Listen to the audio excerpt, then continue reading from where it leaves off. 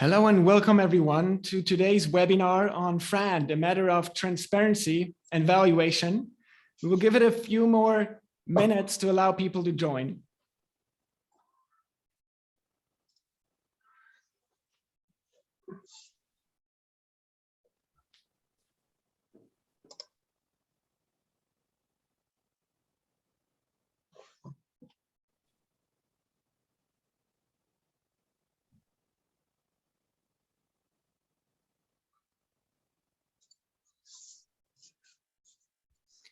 Again, a very warm welcome for everyone who joined today's webinar here with IPlytics. Our topic today is FRAND, a matter of transparency and valuation.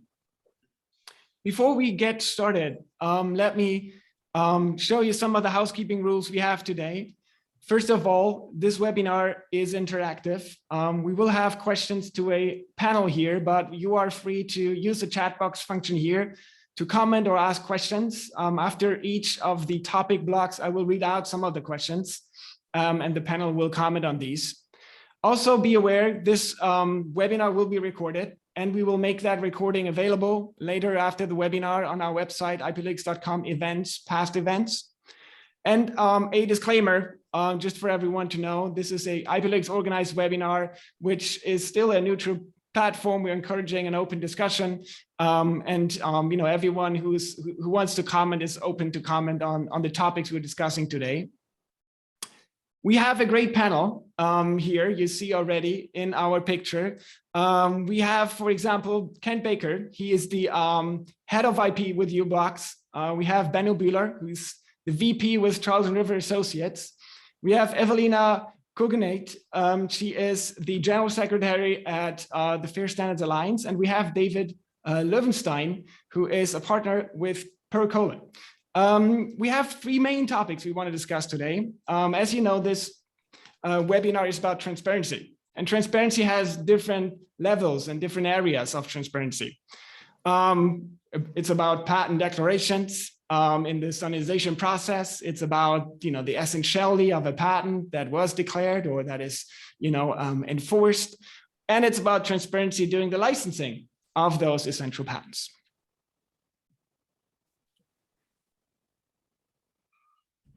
Let me get started here and let's discuss the topic of patent declaration and transparency. And I would like to address that first question to you, David, because I know you have some experience with patent declaration analysis, and here in particular with the late declaration of patent declaration. So it would be great if you could get started, maybe also talk about yourself, your background, and give us some insight about your experience with that topic. Sure. So I'm David Lowenstein. There's for some reason two of me on my screen, but I'll assume there's just one of me in real life. I've been doing U.S. patent litigation for a bit over 30 years now, in a wide variety of different technologies, and have just recently litigated the issue of late declaration, and the decision has not yet been issued. I originally thought it would be before this talk, so I have to be somewhat careful about what I say and how I say it. So with that disclaimer, this is not a discussion on behalf of any client or on behalf of the firm, or as one speaker once said, necessarily on behalf of myself. So at best, these are my personal opinions and shouldn't be attributed to any party. But I did litigate the issue of late disclosure. And from what I can tell, reading the ETSI rules I will discuss, I think there's similar rules at the IEEE and elsewhere. But the ETSI rules, in my view, are reasonably clear, rule 4.1 in particular, and I don't want to bore people to death with rule numbers and so on, but the substance of it is that there are two sort of groups of people, one that participates in the standard setting organization and the other that actually makes technical proposals. And in either case, the rule, I think, is reasonably clear, and it says that you should draw to ETSI's attention any IPR which might be essential if the standard gets enacted. So those words, and US courts that have looked at it have said those words are clear enough that a person that owns IPR has a duty to disclose that IPR before the standard is enacted. So if you declare something 6 years later, that's not what the rule calls, in my view anyway, a timely fashion. And it's not really disclosing that IPR on what the rule calls a bona fide basis. And again, you can go through chapter and verse of not only the ETSI rules, but the ETSI guide and various other statements, including case law in the US anyway, that say if you participate, and in particular, if you make a technical proposal, you are obligated to tell the technical committee about your IPR. And each one of these technical groups is actually supposed to make an announcement at the beginning of every meeting, a call for IPR. And if you could wait 6 years to declare your IPR, there'd really be no need to make these IPR calls. So you can look at the rules, the guide. In fact, the ETSI report, annual report in 2004, which is when they published the guide, said that the main reason really was to emphasize the requirement for timely disclosure. So I can continue and bore people to death, or I can see if you any other follow-up questions. But my view was that the ETSI rules were fairly clear. U.S. case law on this, I think, is fairly clear that an IPR owner has a duty to disclose its IPR before the standard is enacted. You're on mute, Tim. Thank you for these insights, David, and some background on your experience on the ETSI rules. Also, I've seen also some of your slides on this, and I've seen that language. But what I've also seen recently are some empirical publications that came out. People that looked at some of the data, people know also we at IPlytics have data on patent declarations. And the data says that actually the common practice in the industry is that patents are getting declared at least after a standard release freeze, for example. More than 50% are declared after that. What is your take on that? Some people now argue, well, that's the industry practice. How can you now argue that this is a late disclosure if everyone does it? So I've heard those arguments. I've addressed them, and I can go through sort of a short list. And I don't mean to be too flippant here, but they teach you in kindergarten that two wrongs don't make a right. So if my friend steals a bar of candy from a store, that doesn't mean I can go ahead and do it too. And so if everybody else violates ETSI rules, for example, it doesn't mean that I can go ahead and violate them as well. So the US law, from what I can tell, says that late declarations can lead to unenforceability. Among other things, they cited Dr. Michael Walker, who was the former chairman of the board at ETSI, and he said that when you submit a contribution to a standard setting group, then you should disclose the IPR. And the fact that it's a pending patent is not an excuse, and that it could be under some local rule confidential is not an excuse. And the Federal Circuit Appeals Court in the US has adopted that rule. So there may be rules in other countries that are inconsistent with that, but I'm speaking now of US law on this issue, which is what I know about. The ETSI guide, which I mentioned, also enforces the idea that you need to disclose promptly, and if some other companies decide not to do it, that's a risk they take. And what we don't know about these other late disclosures is did they participate in the standard setting committee? First of all, did they submit technical proposals? If they did, I think the issues may change. Did they submit a patent application, for example, on the same day they submitted a technical proposal? So these are all sort of issues that you don't know just by the percentage of supposedly late disclosures. And you don't know, for example, what the outcome would be if they submitted a declaration 6 years later. you don't know what the outcome's going to be if they assert it in litigation in the U.S. So the fact that this happens, I don't think is a sufficient justification to ignore the rules. Right. Well understood. And yeah, so also we have, of course, some data on that, cross-correlating, for example, names of inventors and contributors. And we also often see that those people who go to meetings are also the named inventors on patents. So data-wise, we know those people, you know, in that industry work in a fashion where inventors, you know, that file the patents are also those that develop the standard. At least in some cases, that is true. With regards to some of the SDO rules, Evelina, I know you have done some analysis on that. There's differences, of course, for these different IPR rules. You know, we mostly talk about ETSI, but there's other organizations like the IEEE or ITUT. What is your view on that? These differences of SSO or SDO rules? Thank you, Tim. Did I mute my? I did. Thank you, Tim. I'm very excited to be joining this discussion on behalf of the Fair Standards Alliance, which most of you may know, and those of you who don't know, is an industry voice representing 50 large and small, well-established and startup firms from all over the world. And our members come from a broad variety of sectors, ranging from ICT to automotive to smart energy solutions to wireless charging, you name it. And I think maybe something worthwhile adding as well is that businesses that our members also operate at different levels of the value chain, from semiconductors, such as U-Blocks, with Ken being present today, to and product manufacturers.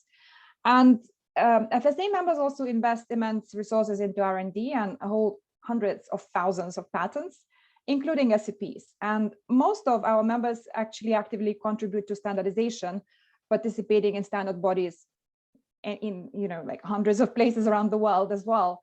And all of which makes the FSA perhaps the most representative industry voice in the SCP policy debate. And the topic of transparency in SCP licensing is an important one for our members, most of which, as I just outlined, will approach these challenges from both perspectives. On the one hand, as innovators on top of standards, but also as contributors to standards. And I have to say that the FSA has advocated for increased transparency basically since it was established more than 6 years ago. And transparency actually at all stages, from before a patent is selected to be included in a standard by a standard development organization or SDO, or to when, whether, and how the patent technology is included in the adopted standard. And then to the eventual licensing of declared SCPs, including negotiations, obviously. Now, turning to your question, it is indeed a very sort of diverse landscape, if you will, when it comes to standardization bodies.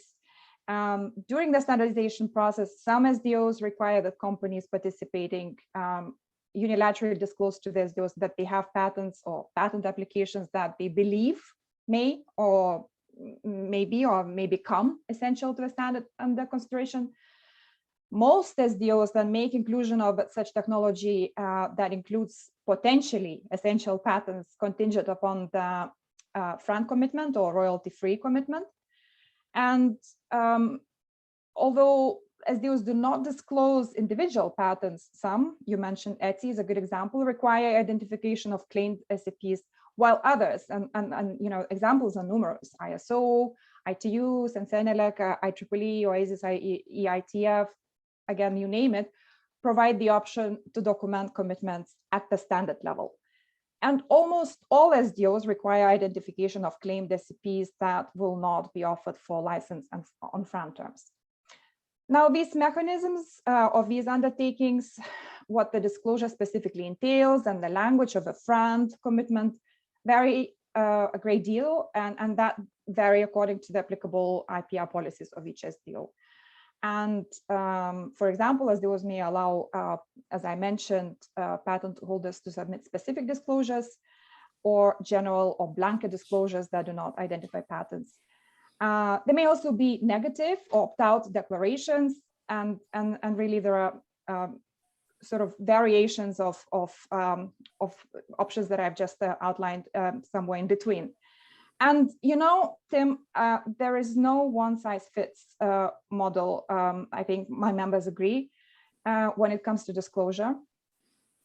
But also, as you point out, the different disclosure rules have different impact on transparency, both during the standardization process and potentially later during licensing negotiations. And you know, some of our aspects may also be litigated, as we've just been hearing from David. I think maybe what is important to point out that in most cases, disclosures do not shed light on which part of standard particular patents do not shed light on which parts of a standard might be covered by particular patents. And my members tell me that that can be a problem. And so perhaps, you know, if we were to look at how transparency could be increased sort of across, and again, emphasizing that there is no one size fit model. Perhaps improvements could include the requirement that SCP owners should identify the path of the standards on which the patent reads as part of its declaration. And also, I think one concern that when it comes to SSO or SDO policies is that currently the databases are done in a way that they become outdated. And so perhaps one improvement that we could see is structure SDO databases in a way that they could be in line with national or EPO patent databases to enable recording of information on changes in patent ownership, for example. Another improvement that we could perhaps see is allow declarants to update declarations after the standard is set and periodically during the life cycle of that standard. So I realize I've spoken for a while now, so back to you, Tim.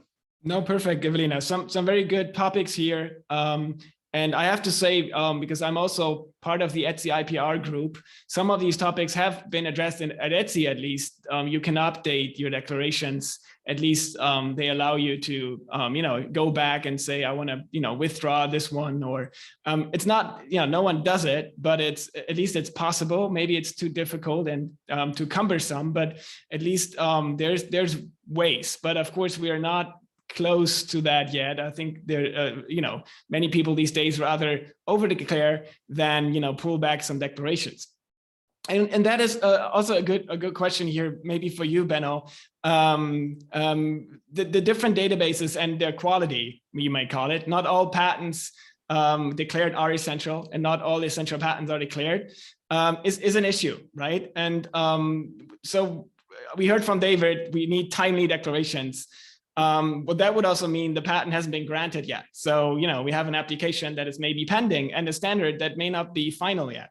What is your take on this in general? And of course, some background on what your experience is and who you are. Yeah, many thanks, Tim. First of all, some words on myself. I'm working with CRA. Charles River Associate is an economic consultancy. I'm vice president in our Brussels and Munich office, and I'm doing work on standard essential patents, of course, but I'm doing also a bit broader, everything in relation to competition policy. And before I switched to CRA, I was working for a long time at the European Commission, and there in the DG Competition's chief economist team, and there I as well was dealing with standard essential patents. For example, with the Samsung case, Motorola case, and a few others. Many thanks for having me before I start on the substance.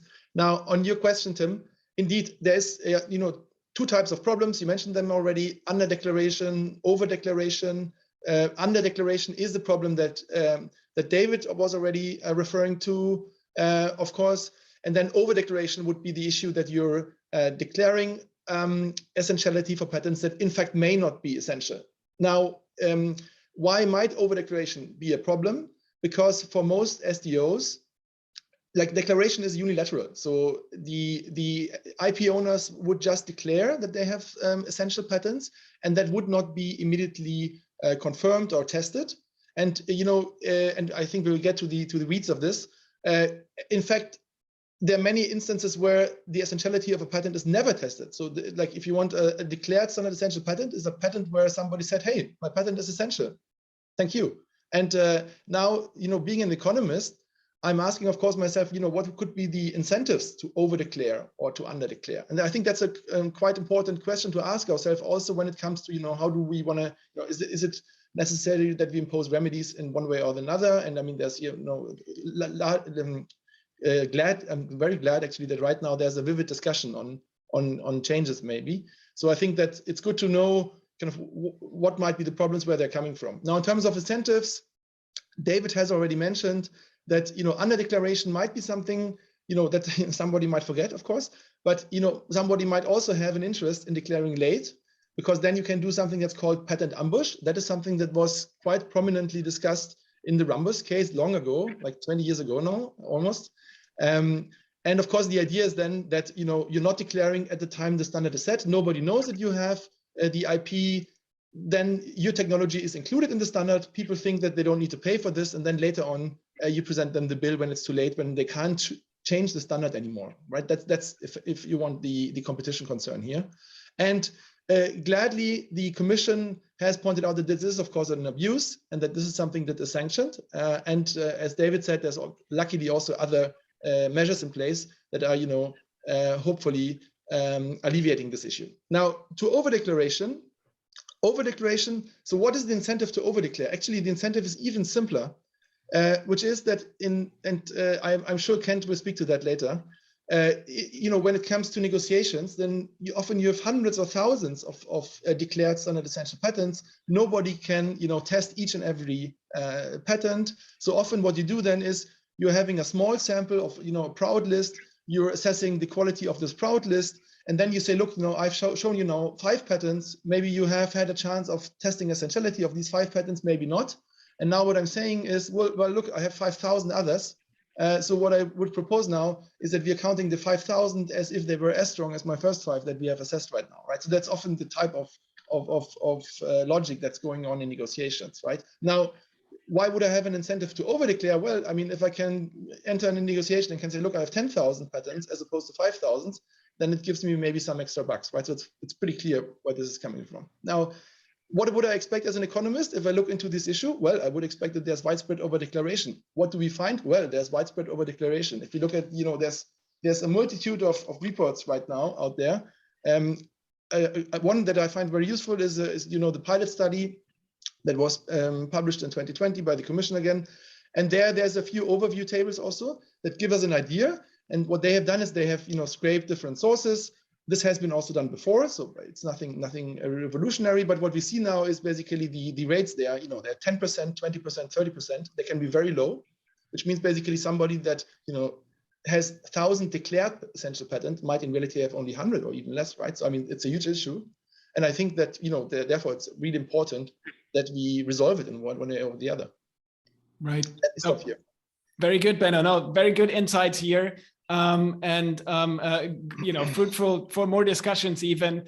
Maybe adding to that, that issue, I think, is an issue for the whole industry. I know many strong SEP owners that feel their portfolio is diluted because some people claim there are, hundreds of thousands of patents, let's say for 5G. So, I think it's for both sides of the table, it's an issue. And I can also add to it, we have also looked at a sample of 5G declared patents in 2 iterations. The first one resulted in 12% essentiality rate. The second one in just 10%.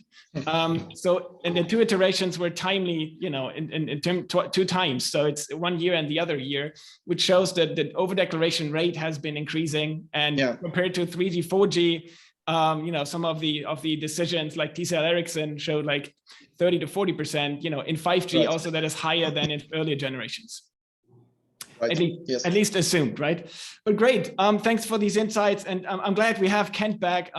Lost you there for a minute. And Kent, the great thing about you, I'm happy to introduce yourself also again, is that you have been working on both sides of the table. And you have also experience, working for one of the largest SEP holders. So my question would be now, what is the common practice here? People keep arguing, late disclosure, and all the arguments are far from reality. The reality is, people go to 3GPP meetings. These are engineers. They don't care about patents. Patent attorneys file patents, and then other people declare them. And I wonder how does it work? Can you, elaborate on that a little bit? And of course, also on your experience as a licensee then on that matter. Sure, Tim, and I apologize for the internet instability. It's been a problem for the last couple of days. I started off back in the 1990s, late 1980s, both on standardization and as a litigator. Also set up patent groups as far as how you process patents. And all of this is part of, you can think of it as an orchestrated dance that leads up to those declarations at the standards body. Now, I think it's important that you need to separate what the standards body is trying to achieve and how that was originally set up versus what it's being used for today. And I'm referring specifically to the declaration database. Now, my background does run as a litigator and then through Qualcomm for many years, then with Palo Alto Research Center, which is a pure innovation hub. I mean, that's when you get down to the very basics of innovation, such as you have with 3G, where you have a big technical change on what's going on with what's going to be the product in the end market. And then over here on the implementer side with uBlocks, although uBlocks is the patent holder, is primarily an implementer.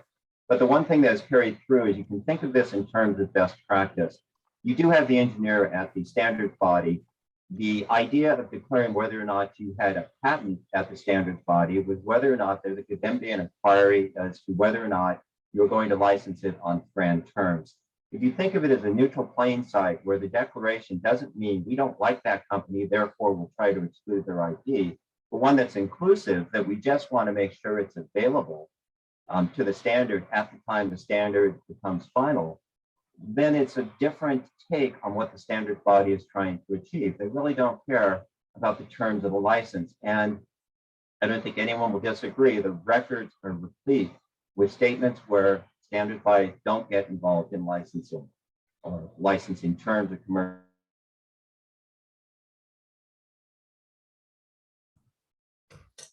Oh, I think Kent is back on his internet problems. If you, okay.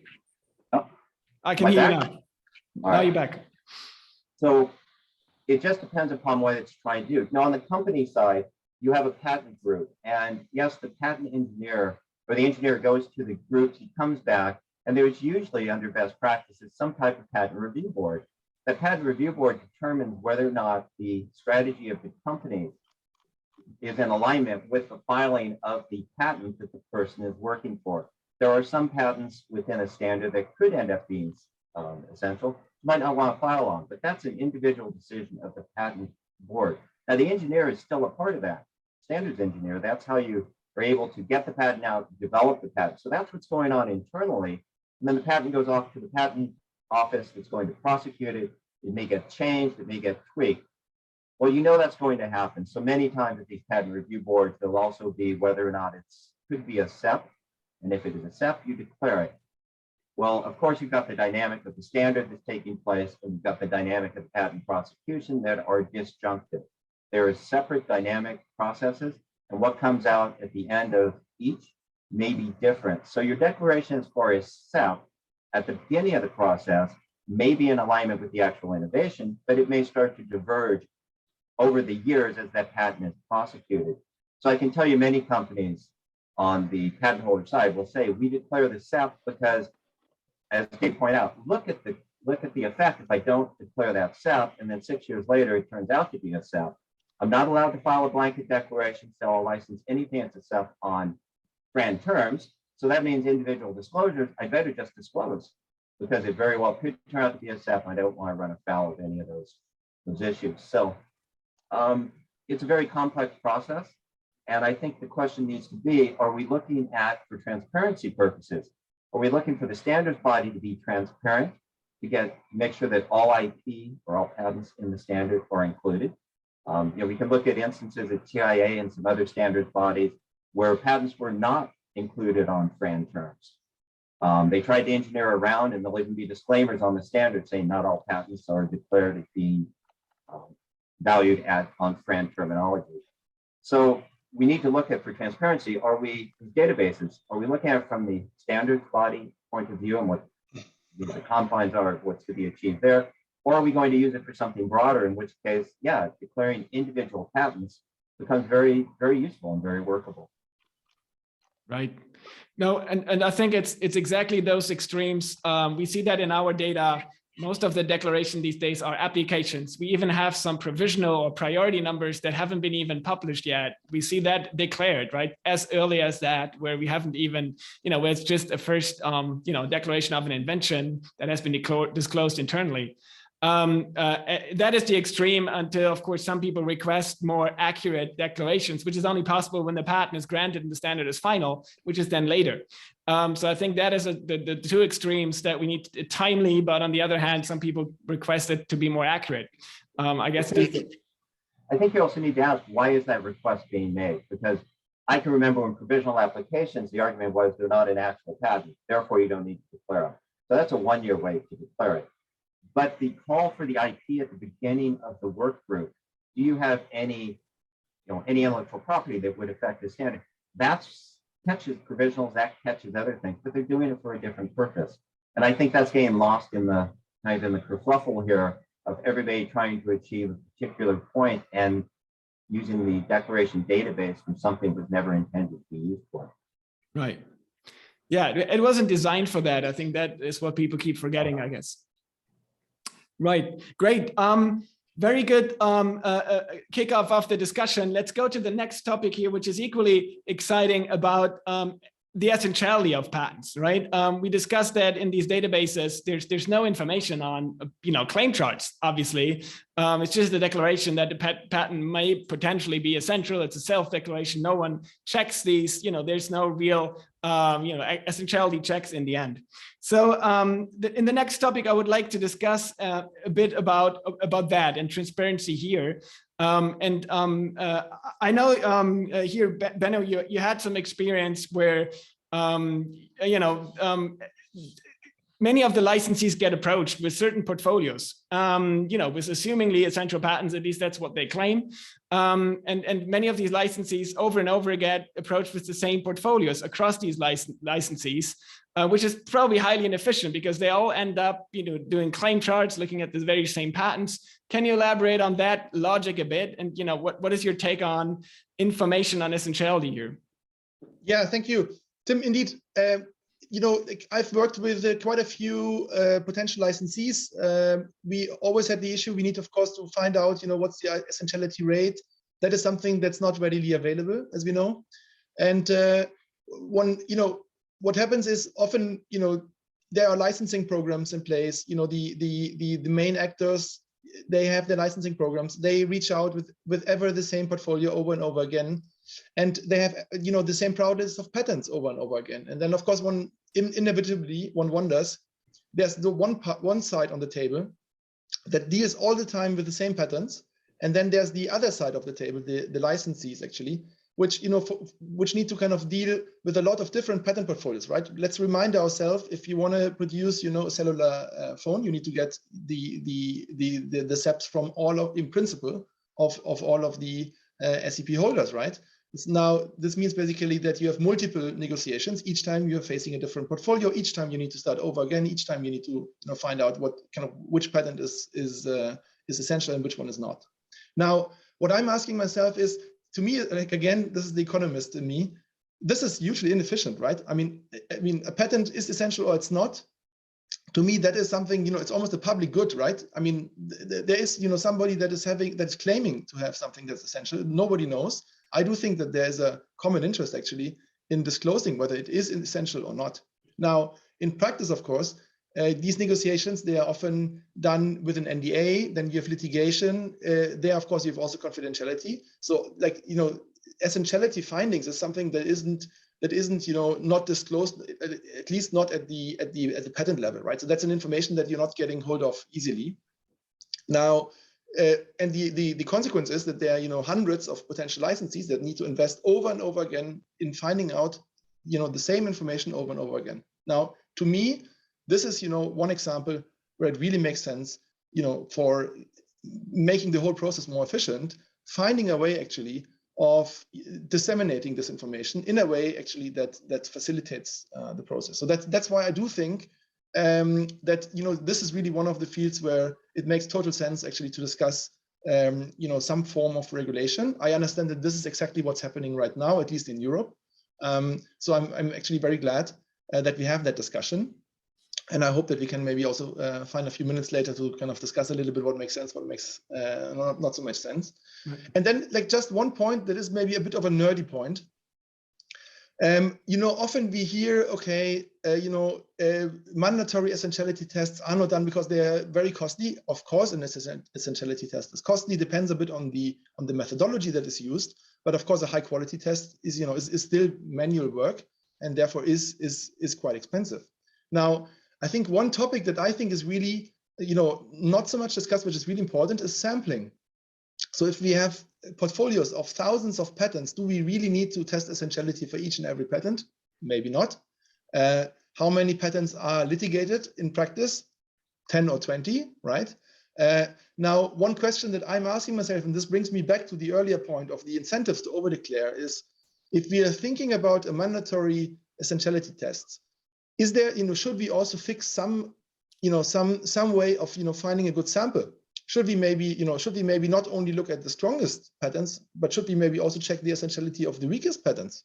I mean, should we maybe do some sampling that allows us to have a good insight on the average quality of the patent portfolio? Because often what we are asking ourselves, and then in the negotiations is not only what is the essentiality rate of the top patents, but the question must of course also be what's the essentiality rate of the portfolio as a whole, right?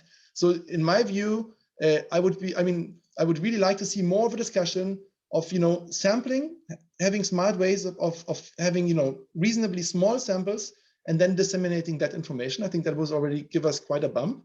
And then there would be, I think, a good side effect, because if we have mandatory essentiality tests also of weaker patents, this gives, of course, an incentive to not over-declare, right? Because like, what do you do if then suddenly in these mandatory essentiality tests, somebody finds out that all of your weak patents are all non-essential, right? So then, I mean, do you really want to then double the number of declarations just to have, a high number in your portfolio? If you then have, then your essentiality rate goes down. So I think that this is something that could help us maybe slashing the number of declared essential patents, which in reality are not essential. Right. No, that is actually great ideas. I can only agree because I'm also an economist, and I think that is something. Now, sampling is something that is done in other areas. In election polls, you ask a representative sample of people who's going to be the next president. Of course, there are there's always a level of standard derivation where we know it might go up or down a certain percentage. But I fully agree. For example, a fully random sample of declared patents can tell you an essentiality rate of a portfolio. And that is something that is doable. And that, of course, may also be much more cost effective. There's been some empirical work on this, actually, that the lower the essentiality rate, however, the less precise such sampling is, right? So that is kind of like probably also the issue: how big must the sample be to be big enough to be used as a sample? Right. I mean, that's maybe a bit of a nerdy topic, so let's keep that very short. Right. I think this becomes an issue if the essentiality rate is very, very low. But I think that if you're talking about rates of 10, 20, 30%, then this is not really an issue. And of course, Tim, keep in mind, once we have mandatory essentiality tests, hopefully the rate goes up, right? So in that sense, maybe that becomes less a problem as we move along. Maybe also like just one very small comment on transaction costs, because I mean, one argument that one hears is, no, we can't do mandatory tests. That's really too expensive. That's really something that's crowding out, upstream innovation.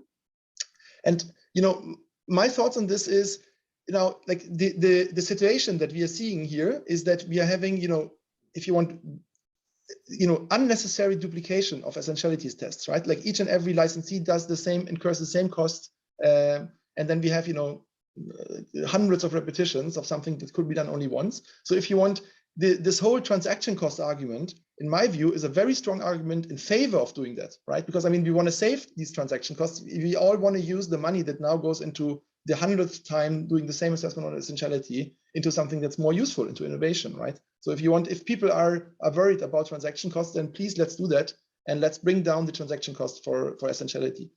But last comment, I promise. This essentiality testing is also something that's very relevant for smaller licensees.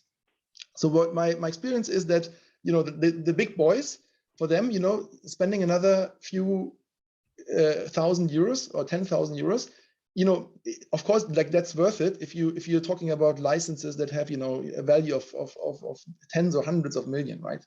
But then if you're a small firm, what you talk about is, a license that costs you maybe, I don't know, 50,000 or 100,000. Now, do you then want to invest another 20, 30, 40,000 into essentiality tests? Maybe not. So who's the one suffering the most from this inefficiency? It's the small guys. And what are we discussing in IoT? We want to make it easier for the small guys. So to me, basically, this essentiality discussion is really something that's important also in an IoT context. Yeah, thank you, Benno. All good ideas. And keeping that topic up, Evelina, let's go to that discussion. That is, I think it started somewhere in Europe with the European Commission about transparency, which I think is, from an economics viewpoint, has a lot of upsides to it. But there's, of course, a lot of challenges to it, right? Who should do the essentiality test? Should that essentiality test be one that we all agree upon is the correct way to do it? Maybe can you elaborate a bit on those challenges of those proposals?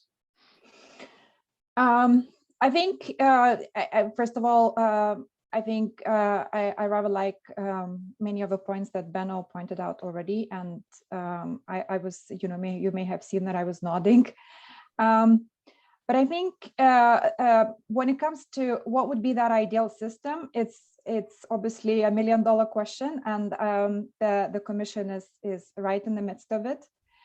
But overall, I think we at FSD welcome the initiative, and it could definitely address a lot of challenges that are plentiful. But it would be very important for such a system to be done with important safeguards kind of built into it. And then the sort of a secondary questions, who does it, and sort of how might actually be addressed, I guess, or at least partially addressed. And so for any such system to actually bring the benefits that we are hoping it would bring, it would have to, at the very minimum, ensure that it's independent, or that assessors have a sufficient level of independence and knowledge of the reviews. Also to ensure the consistency of the results, eliminate the potential for bias from the funding of a process, be ongoing as new patterns are issued and standards evolve, and not impute the results of an assessment across a portfolio of SCPs, but be clear in scope. Although arguably, if sampling were to be employed, then perhaps this should be discussed, and reserve the ultimate determination of essentiality to the courts. Now, you may wonder how the kind of a bias element can be taken out, and one way to go about this could be to maybe have multiple levels of review by different parties to prevent the bias. So, for example, a first level reviewer and then a quality control level of review could be used, where the two levels are not provided by the same service provider, for instance. Right. The technical knowledge of standards would be, I think, a very important prerequisite, something that would be very important to see as part of a system. for consistency, there could perhaps be a sort of a evaluation rubric that could be used, for example, to train all the reviewers, and then have it kind of reviewed, like that rubric kind of reviewed and amended also on a regular basis. So these are just some initial thoughts. Yeah. No, I think there's a lot of things to think about, and I think good ideas here. Also things that we've seen in court, you know, two different parties reviewing samples of data. It has been done before. The question is, of course, how can we do that systematically? However, when we talk about essentiality, it always sounds like this is something defined. You know, this is what makes a patent essential to a standard. And Ken, maybe next question to you. As an implementer, it also depends on how you implement that standard, and is that patent really essential, you know, as to the implementation to the final product. What is your experience on this, and also with essentiality information in licensing negotiations?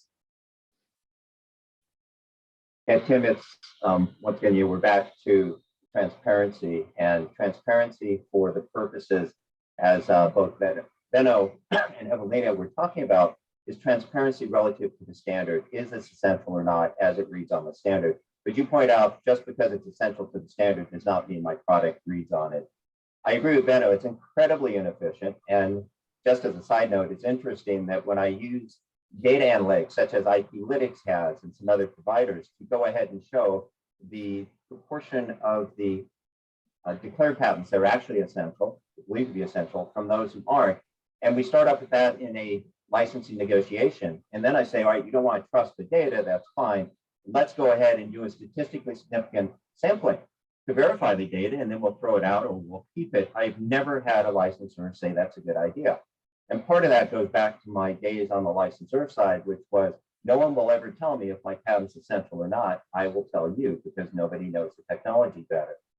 Now, applying that to the product side, there are oftentimes when essential patents that are presented in a licensing negotiation or claim to be SEPs, they very well may be SEPs, but I'm more interested in whether or not our product uses that particular standard essential patent.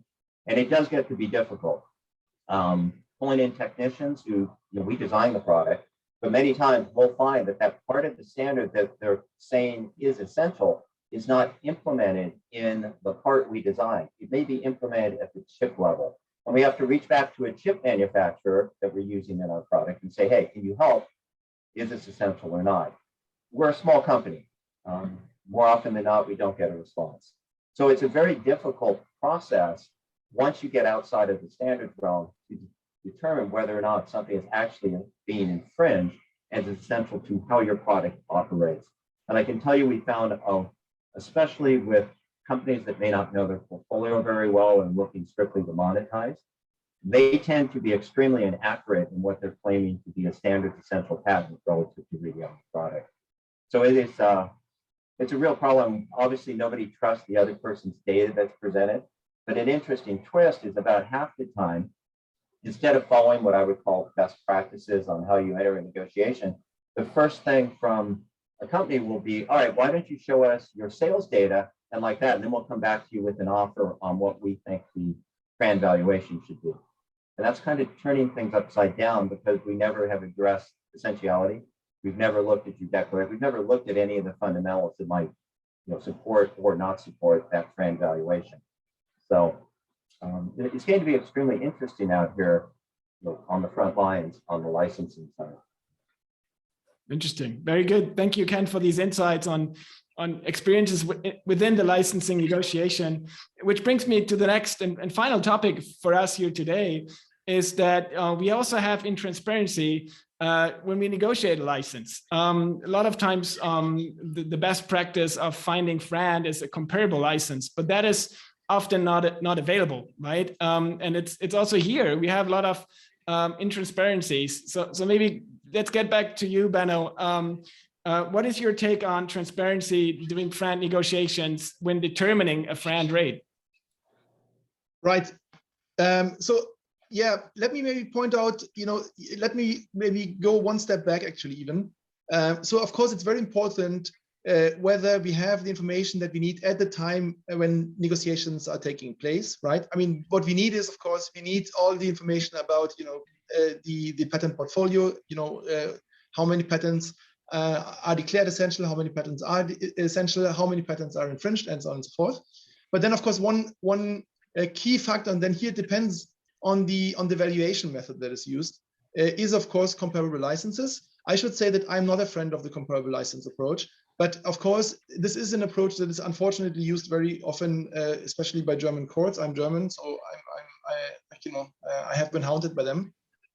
And so, of course, that's very important to have the information about comparable licenses. Now, here the experience is that often in the negotiations one gets presented a subset. Sometimes one gets presented like 1 or 2 licenses, or like licensee A is paying rate B, licensee B is paying rate B, so shut up and sign please the license, like this type of approach. One doesn't know the name and so on and so forth. I mean, of course, this is completely useless because of how can one check whether there are comparable licenses in place if one cannot even see the contracts. And I should say that even for pools, for example, where one would expect very, very uniform rates, of course the devil is in the detail, and often then the if you want the reasons why a seemingly uniform rate isn't uniform is because for past use maybe big discounts have been granted, and of course these one doesn't see in the parts of the licenses that are presented. And one can go even one step further. In principle, it's not sufficient actually to look just at the licenses. Often we have also licensors that at the same time are licensees, and then of course it depends again on what the compensation is then, as a licensor. So I mean, to cut it short, the information at the negotiation stage is often kind of terrible. In court, then this improves, but this is very late. So I mean, what's the point of I mean, is it really necessary to go to court in order to get then presented some licenses? Why do we do this inefficient system? Why are we not having this information already present, earlier on without having the transaction costs of the court? So, I mean, that's really one question that comes up.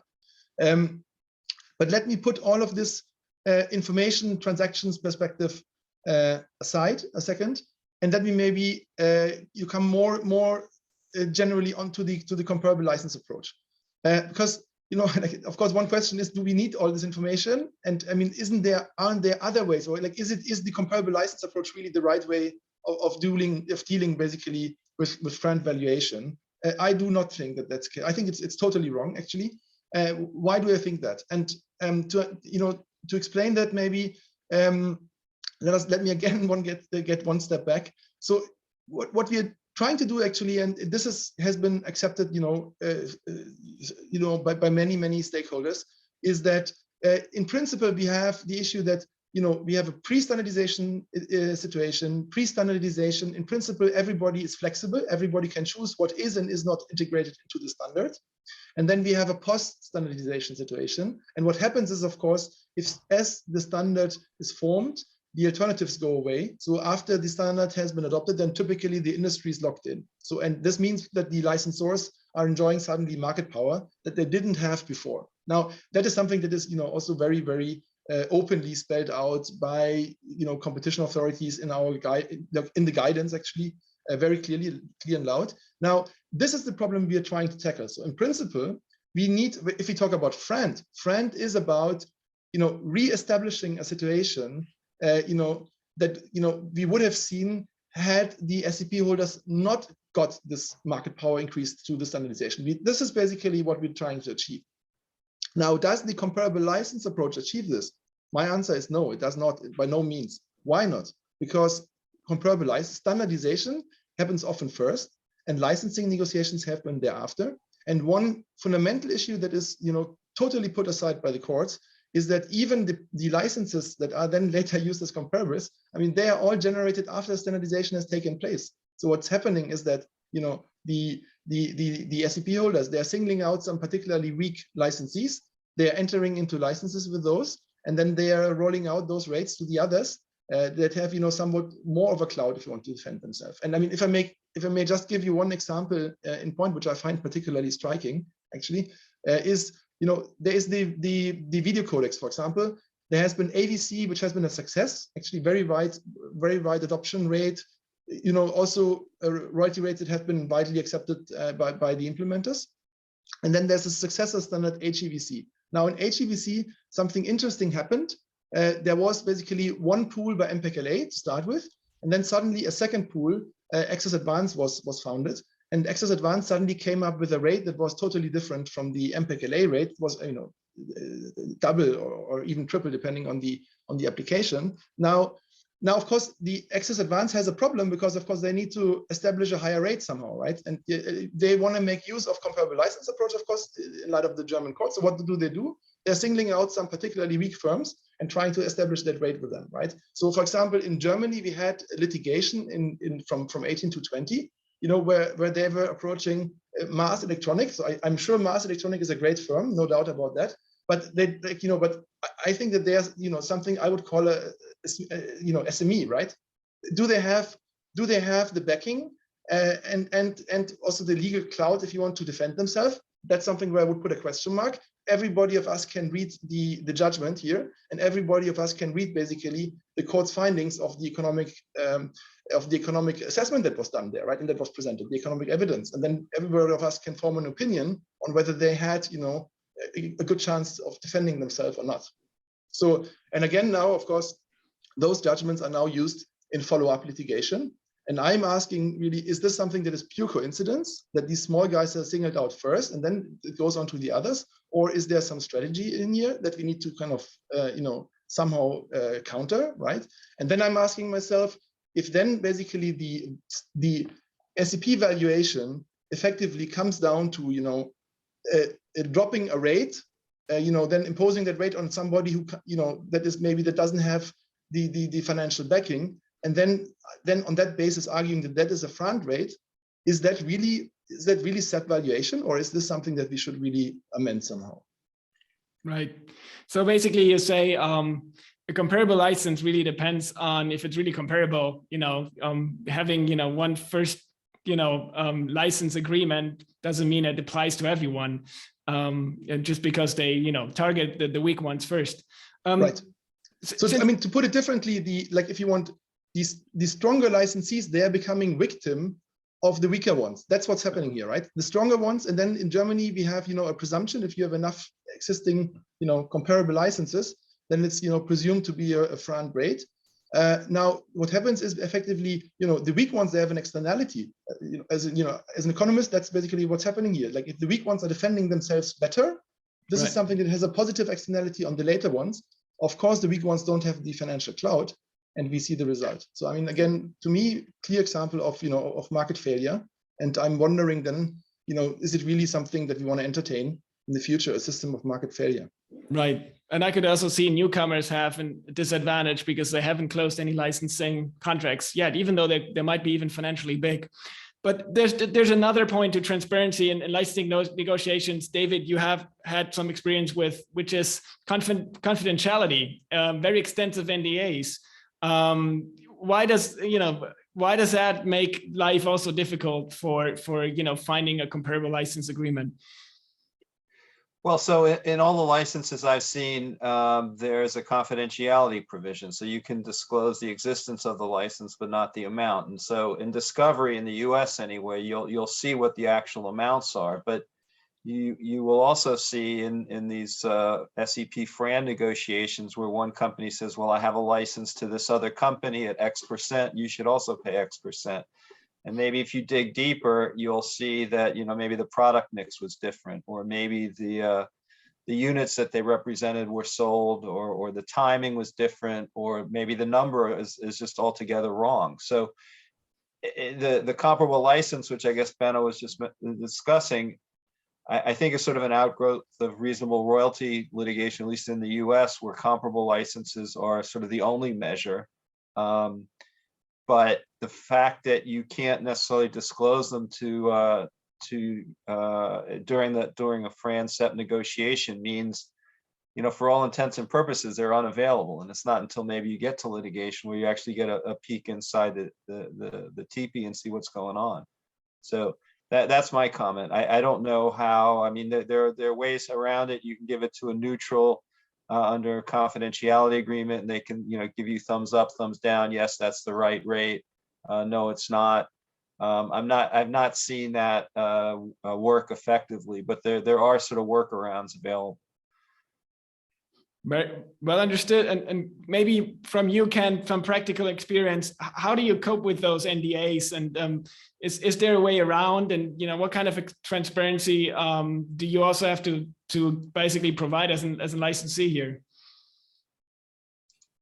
Tim, I think part of the revolution that's taken place right now is because of the advent of IoT and other applications on the wireless communication side, even on different video streaming applications. But appreciate when I'm talking currently and giving my advice here or opinion, it has to do with a small company in dealing with large licensors and small licensors. If you're a large license holder and a large licensing or a patent implementer, a large patent holder, that's going to be a different analysis, a different type situation. I'll give you an example. Many times on the transparency side, there will be a discussion about, all right, we have the patents, license our portfolio. This is especially appropriate when you deal with patent pools. For a company like uBlocks, I don't need your portfolio. I need to break it down by region because we don't even sell into some regions, which are regions that you might have a strong presence in your portfolio depending upon your patent strategy.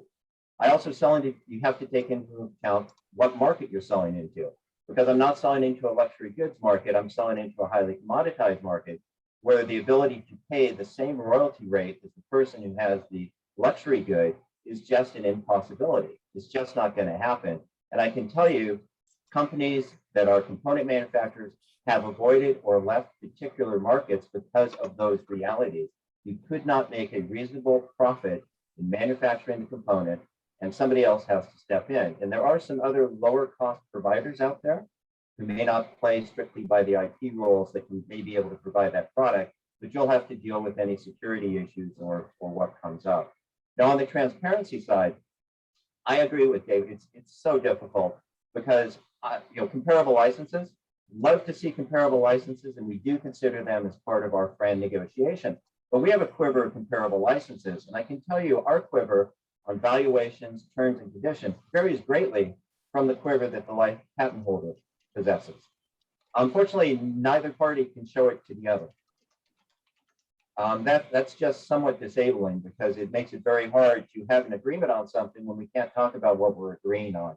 So we look to other mechanisms. Take some from the economic side, like looking at the market you're serving, do kind of the realities, and then uBlocks is at the appropriate time and at the appropriate place in the negotiation. We will show what the marketing revenues are. What are we doing? What are we building? How much are you making? Found that with large patent holders, that brings a level of transparency they're not used to. And how do you argue against a royalty offering when you can show effectively that I cannot make a profit as a component manufacturer? I can't, and the application, the application that I'm serving is one which may be very low data rate, say a smart meter. It may be something that has very, very rudimentary communication capabilities, as opposed to, say, a smartphone, driverless car, where it's a much different market segment, much different need for the use of that technology. So that's difficult. The transparency side, we try to be as transparent as possible because we need to be. We had a reasonable discussion, but I can tell you from the licensor side, transparency such as what was your actual R&D cost on these projects? What are you recovering as part of this FRAND valuation? Does it include your R&D that failed? What is part of this accumulation? I have yet to get an answer. Very interesting. There's a comment from the audience here also saying that, of course, there's confidential information from both sides of the table. So it's not even the licensor, but also the licensees that, you have very critical business information on your sales. You don't want to share with the world, right? So I guess that's an issue also for yourself to, keep some of the things within that one bilateral discussion. It's interesting because when I hear that, and I've heard, well, we'll never give up sales data because it will leak out. It seems that when you're looking at comparable licenses, that license data under NDA has been kept pretty tightly held and confidential. I certainly don't know what rate a particular patent holder is charging one of my competitors. And by the way, that's another fallacy on the lack of transparency dealing with comparable licenses, and it was touched on. My direct competitor is going to have a very different product line than I do, very different markets they sell into, because we're not talking about large companies anymore that sell everywhere, where a global license seems to make more sense. We're talking about smaller fractionalized companies that are supplying the IoT markets and some of the other up and coming markets. So the approach to the licensing has to adopt with what the situation is. I think that goes directly to transparency. If you talk about the situation, they're going to agree. Thank you, Ken. Any final remarks on transparency and NDAs and the asymmetry of markets, Evelina? Yeah, no, indeed. I think a lot has been said about the asymmetry of information and how there may be strategies that SCP holders employ against the smaller players in particular. And I have definitely seen that within my own membership. And I think what's important to point out that some people in the audience might not appreciate is that SCP holders are often invoking or insisting on an NDA before even telling what patents are at issue. So I think from our point of view, there should be at least a minimum level of data that should not be contingent on signing of an NDA, like basic information such as a list of asserted patents, part of a standard where that asserted SCP is practiced, claim charts, and patent pools were mentioned. So, that at least the basic information on patent pools where asserted SCPs are licensed as well. And this kind of basic information should really be available to a potential licensee before they are forced to sign NDAs, which can be, as we have heard, draconian, and they are in practice. Very good. Thanks for these remarks. And we are unfortunately at the hour already over time. I guess we could go back and forth on these discussions forever, but I think it was a lot of fruitful thoughts here, a lot of very interesting discussions. We also had some comments here from the audience. Should you have questions to the panel, anything else, feel free to email us or place the comments here in the chat box. We can always forward these to the panel. But let me say thanks to all of you. I think this was a great discussion, lots of good insights from your experience in licensing negotiations. Happy to do that again sometime. And thank you so much for participating. Thank you and goodbye.